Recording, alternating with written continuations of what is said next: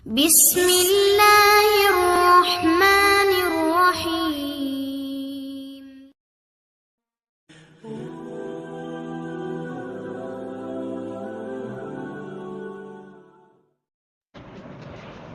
الحمد لله رب العالمين، والصلاة والسلام على رسوله الكريم نبينا محمد وعلى آله وأصحابه أجمعين وعلى من تبعه بإحسان إلى يوم الدين. أما بعد. கணித்திற்குரிய சகோதர சகோதரிகளே, ரமதான் மாதத்தில் செய்ய வேண்டிய வணக்க வழிபாடுகள் என்ன என்பதை நாம் பார்த்து வருகிறோம். ரமதான் மாதத்தில் நாம் அவசியம் செய்ய வேண்டிய, கடைபிடிக்க வேண்டிய ஒரு நன்மையான காரியம்தான் அதிகமாக தான தர்மங்களில் ஈடுபடுவது. உறவினர்கள், நண்பர்கள், தெரியாத மிஸ்கீன்கள், இவர்களுக்கெல்லாம் அதிகமாக தன்னுடைய நன்கொடைகளை இந்த மாதத்திலே வழங்க வேண்டும். இப்னு அப்பாஸ் ரலியல்லாஹு அன்ஹுமா அவர்கள் அறிவிக்கிறார்கள், நபிகள் நாயகம் ஸல்லல்லாஹு அலைஹி வஸல்லம் அவர்கள் மக்களில் மிகப்பெரிய கொடையாளியாக இருந்தார். மக்களில் நபிகள் நாயகம் தான் மிகப்பெரிய கொடையாளி. அதிலும் ரமதான் மாதம் வந்துவிட்டால் மற்ற மாதங்களை விட அதிகமாக நபிகள் நாயகம் தான தர்மங்களில் ஈடுபடுவார். நபிகள் நாயகம் ஸல்லல்லாஹு அலைஹி வஸல்லம் அவர்கள் நன்மையான காரியம் செய்வதிலே, நன்கொடைகள் வழங்குவதிலே புயலை விட வேகமாக இருந்தார்கள், புயல் காற்றை விட பெரிய கொடையாளியாக இருந்தார்கள் என்று இப்னு அப்பாஸ் ரலியல்லாஹு அன்ஹுமா அவர்கள் அறிவிக்கிறார்கள். என பெருமானவர்களே, இது அதிகமாக சதகாத்துகள் செய்ய வேண்டிய ஒரு மாதம் இது. ஆம், நேரடியாக ஜகாத்துக்கும் ரமதானுக்கும் தொடர்பு கிடையாது. ஜகாத் ஒரு வருடம் பூர்த்தியானால் ஜகாத் கொடுக்க வேண்டும், ரமதானில் கொடுக்க வேண்டும் என்றெல்லாம் சட்டம் கிடையாது. ஆனாலும் பல பேர் ரமதானில் ஜகாத் கொடுக்க வேண்டும் என்று விரும்புவார்கள். அத்தகைய மக்கள் தாமதப்படுத்தி, நான் ஜகாத் கொடுக்க வேண்டும் ரஜப் மாதத்தில் கொடுக்காமல் இன்னும் 2 மாதங்கள் கழித்து விட்டால் ரமதான் வந்துவிடுமே, ரமதானில் கொடுத்து விடலாம் என்று தள்ளி போடக்கூடாது. 10 நாள் தள்ளி போட்டாலும் ஹராம் தான். தள்ளி போட வேண்டாம். ஆம், நான் கொடுக்க வேண்டிய ஜகாத்து பக்ரீத் சமயத்திலே, தில்ஹிஜா மாதத்திலே, அதுக்கு அடுத்து முஹர்ரம் மாதத்திலே அப்போதுதான் கொடுக்க வேண்டும்.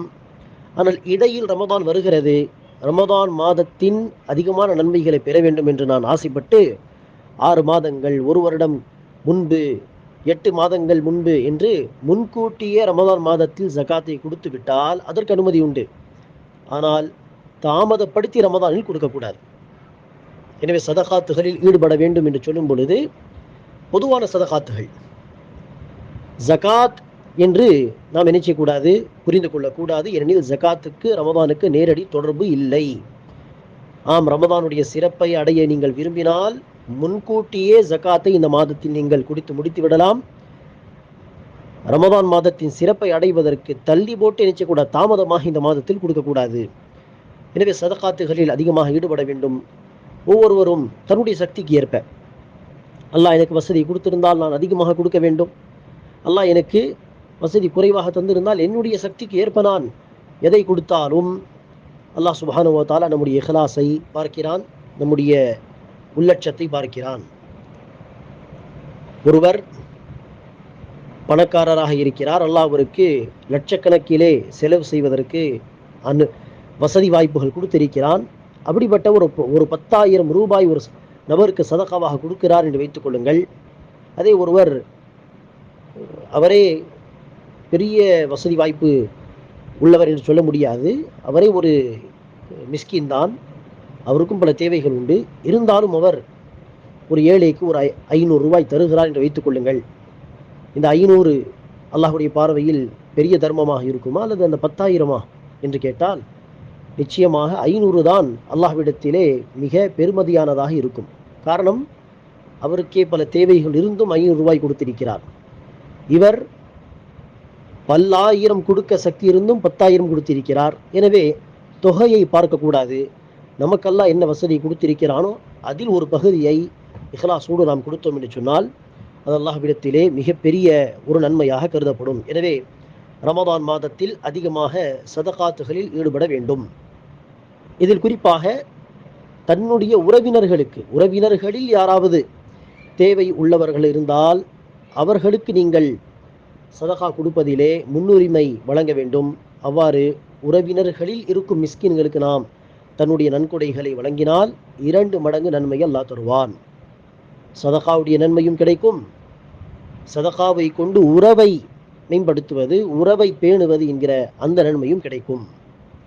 சரி, அடுத்ததாக அன்பானவர்களே, ரமதான் மாதத்திலே இரவு தொழுகையை கடைபிடிப்பது. ரமதானுடைய இரவுகள் ஒவ்வொரு இரவும் பரக்கத்தான இரவு. அந்த இரவுகளிலே நின்று வணங்குவது அல்லாஹ்வுக்கு மிக பிடித்த ஒரு காரியம். நபிகள் நாயகம் ஸல்லல்லாஹு அலைஹி வஸல்லம் அவர்கள் ஹதீஸிலே சொல்கிறார்கள், மன் காம ரமதான ஈமானன் வஹ்திசாபன் குஃபிர லஹு மா தகத்தம மின் ذنبه. எவர் ஒருவர் ரமதான் மாதத்திலே ஈமானுடன், நம்பிக்கையுடன், வஹ்திசாபன் நற்கூலி கிடைக்கும் என்கிற அந்த நம்பிக்கை, அந்த எதிர்பார்ப்புடன் நின்று வணங்குவாரோ ரமதான் மாதத்திலே, குஃபிர லஹு மா தகத்தம மின் ذنبه, அவருடைய முந்திய பாவங்கள் மன்னிக்கப்படும்.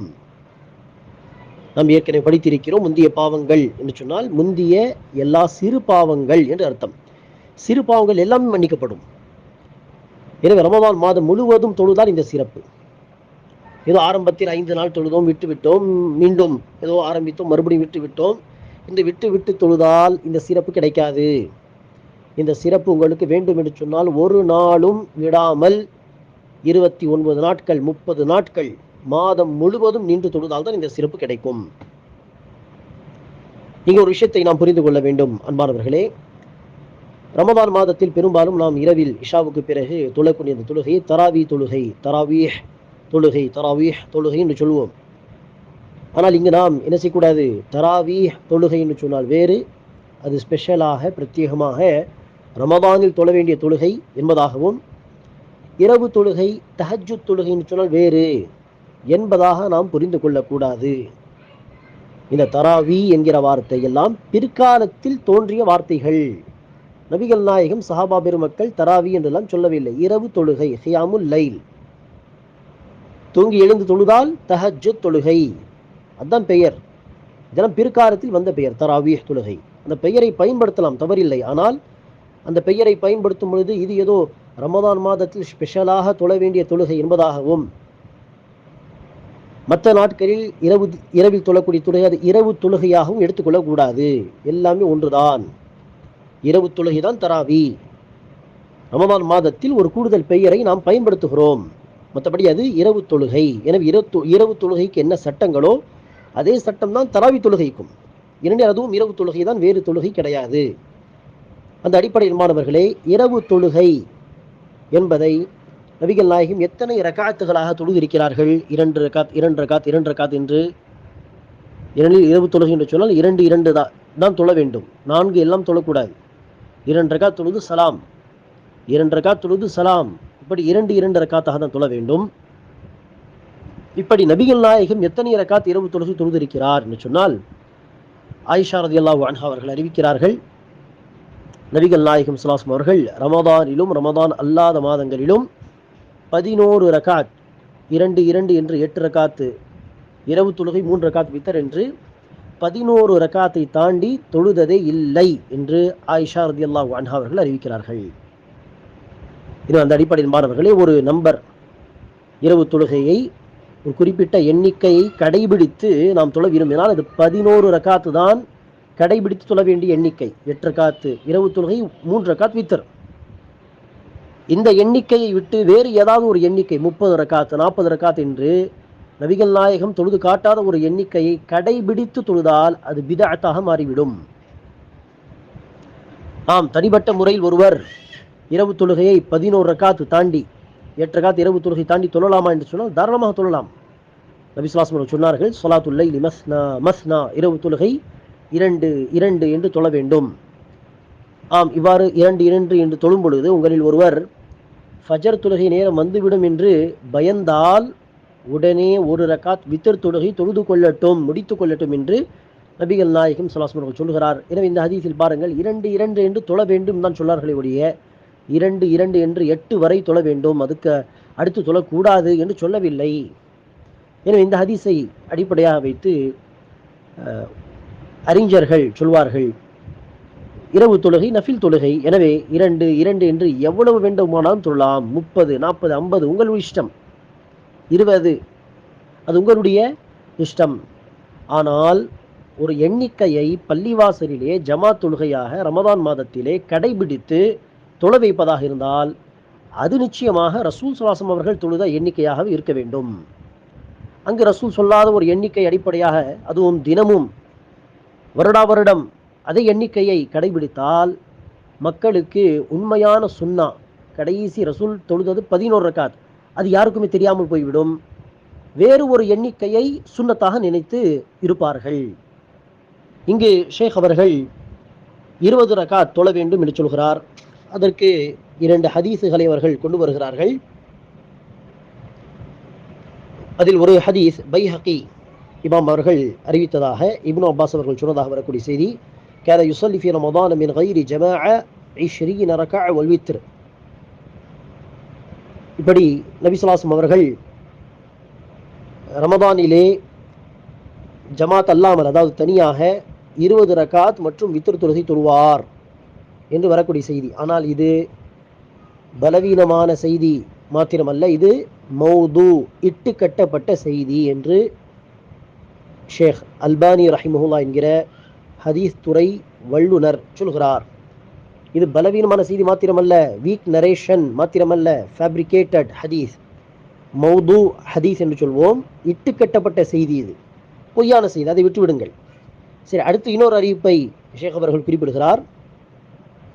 இமாம் மாலிக் அவர்கள் முவத்தா என்று தன்னுடைய நூலிலே அறிவித்ததாக, அதில் உமர் பின் ஹத்தாப் ரதியல்லாஹு அன்ஹு அவர்கள் தன்னுடைய ஆட்சி காலத்தில் இரவு தொழுகை, ரமதானுடைய இரவு தொழுகையை, தராவி என்று நாம் சொல்கிறோமே, அதை ஜமாத்தாக தொழ வைக்க சொன்னார்கள் ரமதான் மாதம் முழுவதும். அப்போது 23 ரக்காத், 20 ரக்காத் இரவு தொழுகை, 3 ரக்காத் வித்தர், இப்படி 23 ரக்காத் தொழ வைக்கும்படி கட்டளையிட்டார் என்று வருகிறது. ஆனால் உமர் பின் ஹத்தாப் அவர்களே 11 ரக்காத் தொழ வைக்கும்படி சொன்னார் என்கிற செய்தி உண்டு. உமர் பின் ஹத்தாப் அவர்கள் 11 ரக்காத் தொழ வைக்கும்படி உபை பின் கஅப் அவர்களையும் தமீம் பின் அவுஸ் அத்தாரி ரதியல்லாஹு அன்ஹு அவர்களையும் இமாம்களாக நியமித்தார்கள் என்று இன்னொரு செய்தி வருகிறது. இதில் ரசூலுடைய சுன்னாவுக்கு நெருக்கமான செய்தி என்ன? 11 ரக்காத் என்கிற செய்தி தான், அதுவும் ஆதாரபூர்வமான செய்தி. அதை எடுத்துக்கொண்டு அதற்கு முரணான இந்த செய்தி 23 ரக்காத் என்கிற செய்தியை நாம் விட்டுவிட வேண்டும். உமர் பின் ஹத்தாப் ரசூல் அவர்களுடைய எண்ணிக்கை தான் தொழ வைக்கும்படி சொல்லியிருப்பார், 23 ரக்காத் தொழ வைக்கும்படி சொல்லியிருக்க மாட்டார். இப்படி என்பானவர்களே, சரி, இது ஒரு மசாயில் தொடர்பான விஷயம். எனவே ஷேக் அவர்கள் பலவீனமான ஹதீஸுகளை ஆதாரபூர்வமான ஹதீஸுகளாக நினைத்து அல்லாஹு அலம் அதை பதிவு செய்திருக்கிறார்கள். 20 ரக்காத் தொழுதால் அது வழிகட்ட மக்கள் என்பதற்கான அடையாளம் கிடையாது. ஆனால் அது தவிர்க்க வேண்டிய ஒரு விஷயம். கடைபிடித்து நாம் தொழுவதாக இருந்தால் அது 11 ரக்காத்து தான். தனிப்பட்ட ஒருவர் சில சமயம் 20, சில சமயம் 30, சில சமயம் 40 என்று தொழட்டும், அது அவருடைய இஷ்டம்.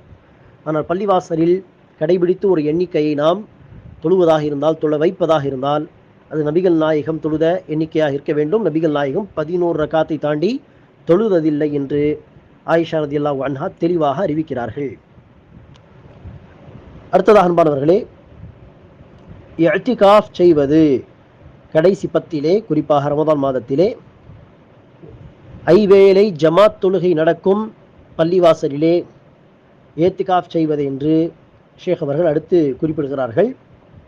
ஆயிஷா ரலியல்லாஹு அன்ஹா அவர்கள் அறிவிக்கிறார், நபிகள் நாயகம் ஸல்லல்லாஹு அலைஹி வஸல்லம் அவர்கள் ரமதானுடைய கடைசி 10 தொடங்கிவிட்டால் ஷத்த மிஸரஹு, தன்னுடைய கீழாடையை இறுக்கி கட்டிக்கொள்வார்.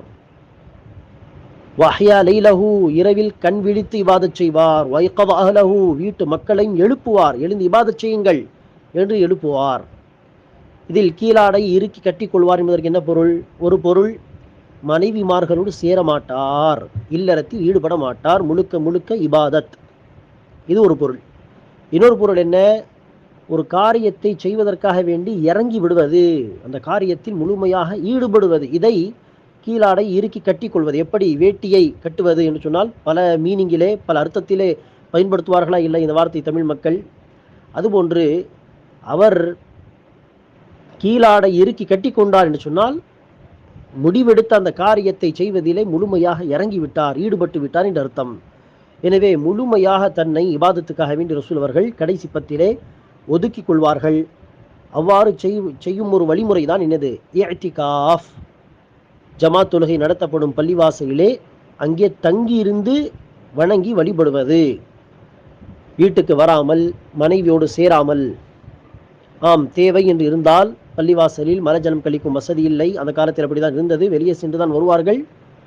அப்படி ஏதாவது இருந்தால் குளிக்க வசதி இல்லை, ஏத்துக்காஃபில் இருக்கும் பொழுது ஏதோ டாக்டரிடம் போய் வர வேண்டிய ஒரு அவசியம், நிர்பந்தம் இருக்கிறது சொன்னால் சென்று உடனே வந்து விட வேண்டும், தன்னுடைய ஏத்துக்காஃபை தொடர வேண்டும்.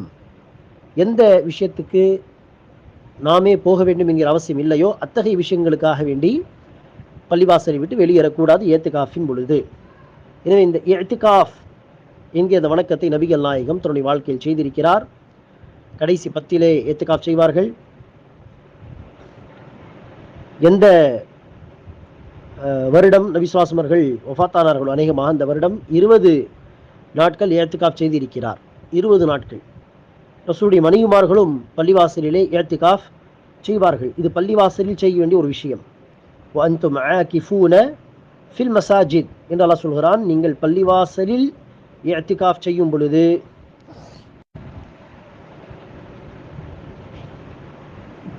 மனைவிகளோடு சேராதீர்கள்.